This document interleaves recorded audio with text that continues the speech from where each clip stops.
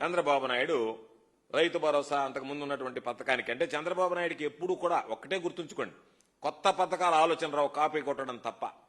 మన దగ్గర జగన్మోహన్ రెడ్డి గారి పథకాలని కాపీ కొట్టాడు, పక్కన కర్ణాటక తెలంగాణలో ఉన్నటువంటి వాళ్ళు ఏదన్నా ఇచ్చినటువంటి పథకాలను కాపీ కొట్టాడు.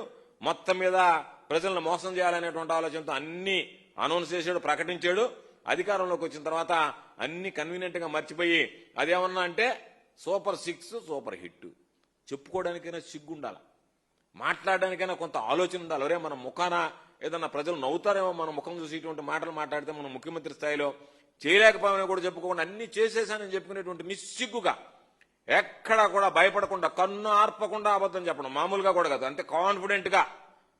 అంటే జనాలు అయ్యో ఇచ్చాడా అని ప్రజలకి అనుమానం కలిగేటువంటి పరిస్థితి ఏర్పడుతుంది. పాపం చంద్రబాబు నాయుడు మాట్లాడే విధానం వాళ్ళకం చూస్తుంటే. ఈరోజు రైతు భరోసా చూస్తే జగన్మోహన్ రెడ్డి గారు ముఖ్యమంత్రిగా ఉన్నప్పుడు సమర్థవంతంగా ఏదైతే హామీ ఇచ్చినటువంటి ప్రకారం రైతు భరోసా అందించారు. ఇచ్చిన దానికన్నా భిన్నంగా అమలు అధికంగా ఇవ్వడం జరిగింది. చంద్రబాబు నాయుడు దిగిపోయేటప్పుడు జగన్మోహన్ రెడ్డి గారు ముఖ్యమంత్రి అయ్యేటప్పుడు కేవలం ఖజానాలో 100 కోట్ల రూపాయలు మాత్రం మిగిల్చిపోయారు.